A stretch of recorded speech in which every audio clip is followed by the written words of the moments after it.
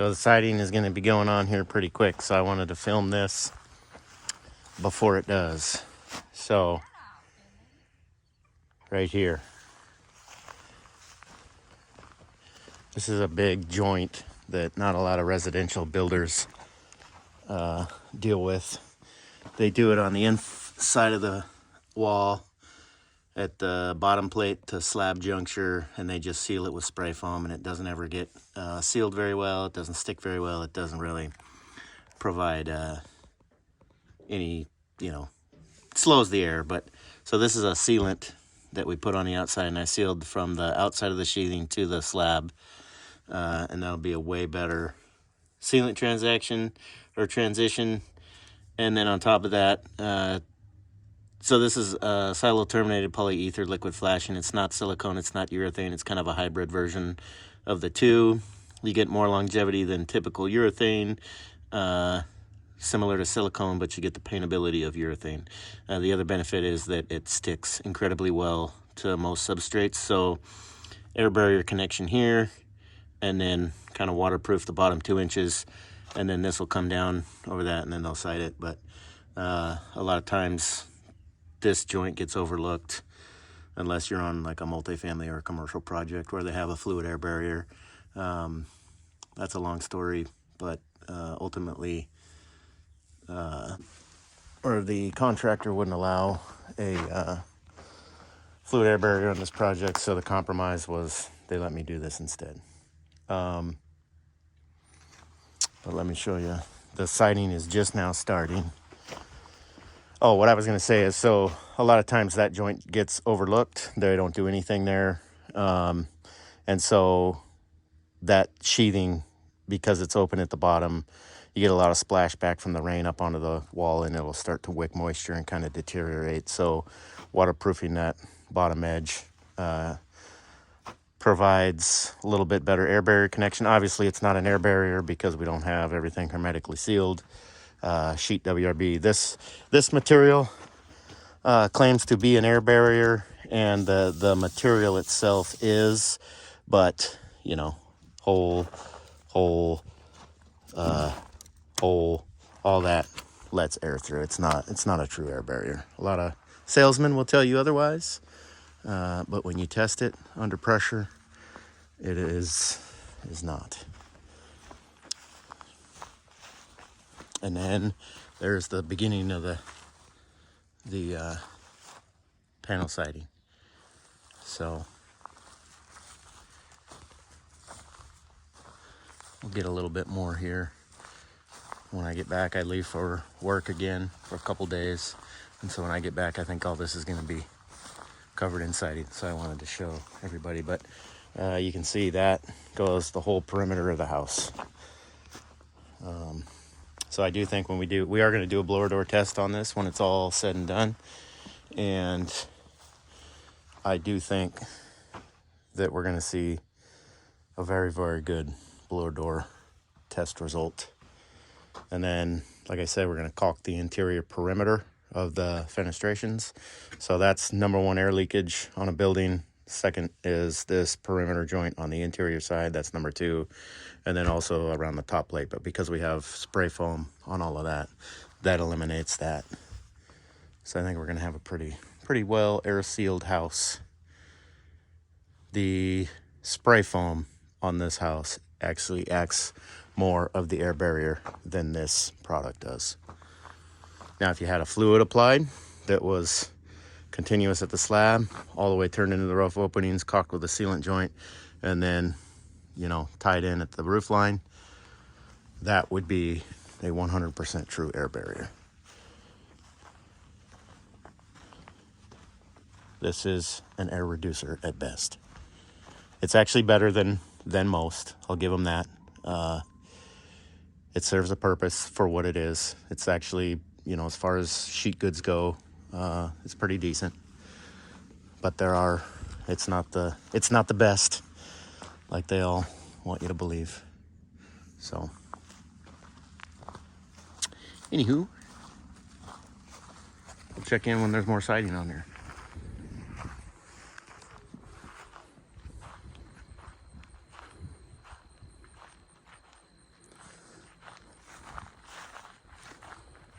Siding's going up slowly but surely.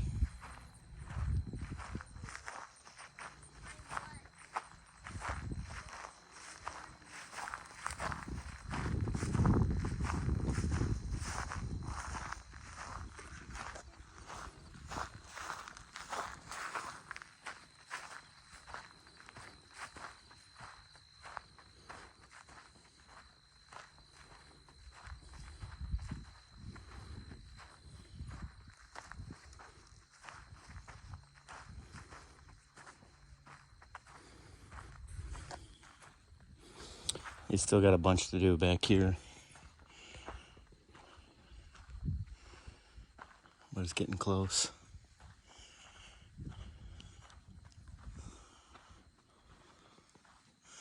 They're leaving the soffit off back here until after spray foam, because right here is blocked from the interior. And so if they filled this in, they wouldn't be able to fill this. They're gonna have to drill a couple holes right there to fill in that spot behind this 2x. Otherwise it'd be a thermal break. So I'll show you what I mean on the inside. So when you come in, you can see they got a rafter right there. So if they filled all this in, didn't fill that in, and filled the roof in, there'd be a thermal break right there in the corner. You get a cold spot, possible condensation, all of that. So they're gonna blow that in, spray that in from the exterior, just because it's easier than drilling holes. And then they'll put the soffit in, be done.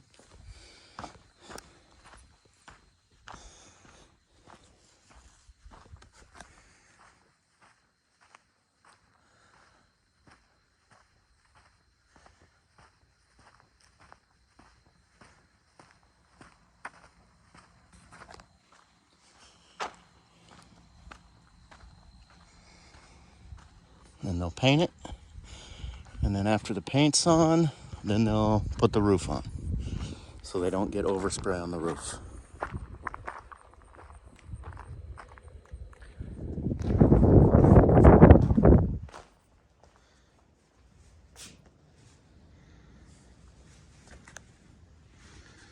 All right, we got spray foam in.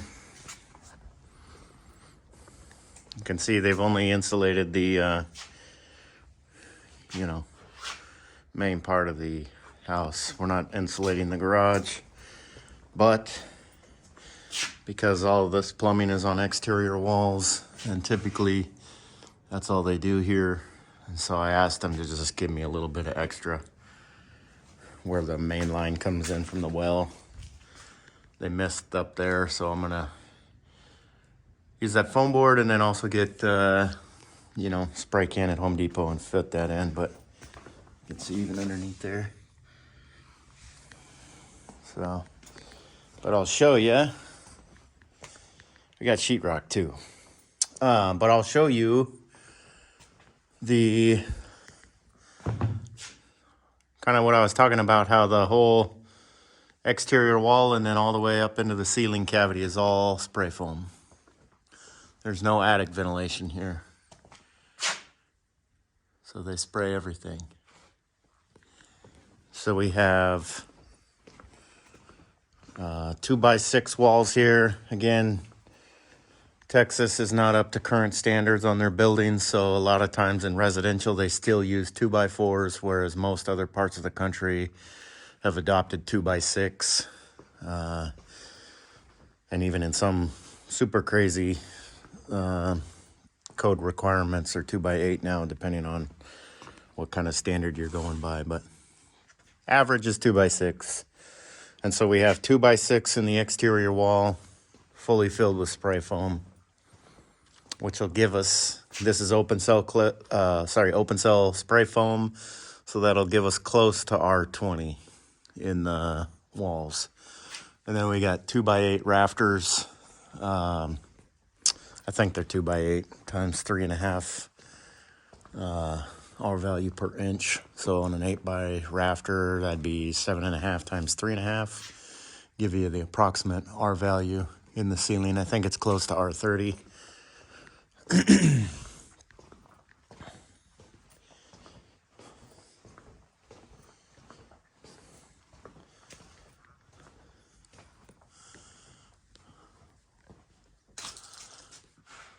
think this house is going to be pretty well insulated. Go upstairs and show you.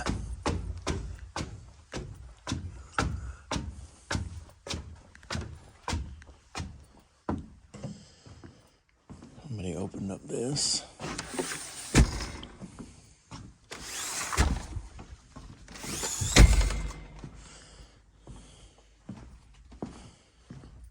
So you can see in the attic space.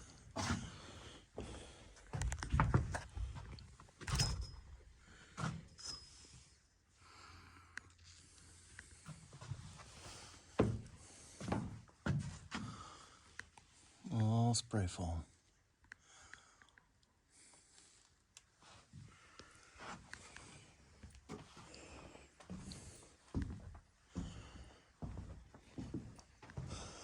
So with closed cell spray foam, you do get more R value per inch, which is better for insulation purposes. It's also a better air and water barrier. But the downside is that it's a lot more harder. So it's hard to shave off. You know, this stuff, you can feel it, it's pretty soft. And so they can easily just shave that where they're going to put sheetrock. And that's why I think the bulk of people use the open cell in certain conditions. If they don't need the closed cell for whatever reason, if they don't need to meet the a specific R value in a shorter thickness, or if they're looking for vapor barrier protection, the closed cell will be what you want. But you know, in this wall, so you got the Tyvek sheet WRB, which is permeable. The open cell spray foam is permeable. The fiber cement and the OSB sheathing is vapor retarder in general, but you know, the permeability allows moisture to kind of go, vapor drive to go the direction it wants to. You're not, like if you put a vapor barrier on one side or the other, you're forcing vapor drive in one direction, which may or may cause issues depending on where you put it at in the assembly. But if everything is vapor permeable, then vapor drive can go this way or this way depending on your climate and blah, blah, blah. Because we have OSB and fiber cement as vapor retarders, which means it's between like 1 and 10. I don't know what the numbers are specifically on those. I think they're in the 1 to 3 range, give or take. And so it's not a true vapor barrier. So a little bit of vapor drive will go that way. The bulk of it will go this way. And then the HVAC system and the dehumidifier will pick up and manage all the humidity that builds up in this enclosed space will be picked up and managed by the HVAC system. And so here, let me go outside and show you. So very low risk of condensation forming in the wall cavities or anything like that. It's pretty common these days, nothing out of the ordinary there. But you can see, remember when I was talking about earlier, so we had to cut some holes in here so they could get their gun in there and fill that cavity. And then we sprayed this from the outside. And we don't have to shave any of that off because we're just going to get a soffit cover there. And so all of that nice thermal break, or sorry, thermal barrier, no break. Another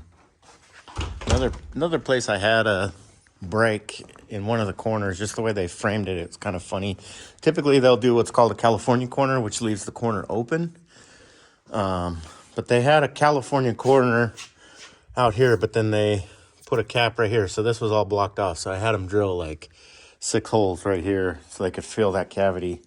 And I don't know, probably would have never noticed the difference, but maybe in the summer you might have some heat transfer coming through their thermal bridge that would increase this room a little bit more than the rest of them. I don't know, probably not significant enough to notice, but because I could see it and I knew it was there, I just asked that they did it, and they did, no problem. So That's pretty much it. You can see I caulked all the fenestrations. So interior, here's your weather barrier. And you say, why didn't I caulk to the wood? Well, because this weather barrier is what's on the outside. That's what you're sealing the fenestration to. If air gets through the Tyvek, then yeah, it could come through this way. But in theory, everything on that WRB, that outside face is going to be your barrier line. That turns into the rough opening, then you caulk here. If this was all a fluid applied air barrier, all that would be adhered to the substrate of the OSB on the outside, and that would be your connection point. So you can see. So I made that other video on the outside where we did the 2-inch from the sheathing to the slab juncture. So that's actually taking care of this joint. This is what they normally would do for air barrier protection. And that's the whole reason I did the outside. So you can see right here, there's holes in that. It's not tooled. It's not, they just run and gun. I guarantee I can take this if I can get a grip of it and just pull that sealant right out. It hasn't been tooled, or it's not a true air barrier. You see right here, there's a big fat void underneath that because they don't know what they're doing. So that's why I took the time to do that on the exterior. That's the best way to do it. This is what you'd normally get with residential. And then when you caulk the fenestration frame to the rough opening everywhere, you're just that much more airtight. I did this joint too. This is a tool joint, so I sealed the threshold. This was all bed set and sealant too, but I went ahead and connected, you know, the perimeter joint all the way, full 360 all the way around both doors. This door right here, you can see light there, but this is just a temp door. We'll get the fancy door in when it's time, but same thing. Perimeter sealant joint, caulk to the slab. This one, they wet set the threshold to the slab too, but when you're standing way over there, you could see daylight. So, you know, this is going to be your last line of defense against water if we get a heavy wind-driven rain on the outside. So, caulk to the slab, to the rough opening. That thing is airtight. See, you can see right here too where I didn't trim this yet, but interior sealant joint. If you do this, the exterior, and then that slab, that roof line connection up above there is all taken care of. I'm very curious, and I know that this house is going to perform very well on the blower door test, but I'm curious how well it really is going to perform. But yeah, see, look at that right there. All that joint right there, garbage. That's a wide open gap.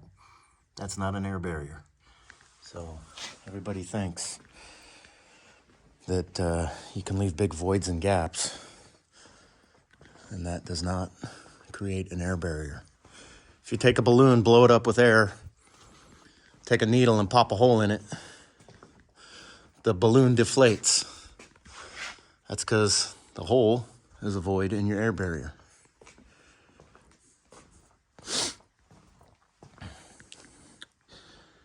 Anyways, this was all delivered over Thanksgiving weekend, Friday. I was actually surprised, so hopefully they're going to start Monday. But we'll see. One more thing you can see right here. So they're going to sheetrock the garage side, obviously, but then the bedroom. So it's kind of crazy seeing. They just put like a real thin like mesh right here while they taped up. And then you can see up there, well, I showed you on the other video where they had all that. So that if you go up there and tap all that, that's all spray foam. You can see it right up there in the cavity.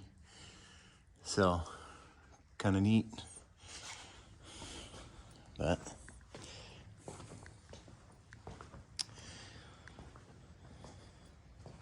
oh, and then the last thing I did, I came out here and caulked this too. So I caulked this joint. Even though, again, same thing, they did it on the interior, but they just run and gun, they don't tool it. This has all been wiped clean and blown off so there's no dust or dirt. And then I took a caulking tool and tooled this joint out. So, and when you tool it back and forth, it works it into all the nooks and crannies and irregularities. It really helps the adhesion stick. So Anywho, that's just building envelope nerd stuff. Most people are not into building envelope and building science, but that's what I do for a living, so.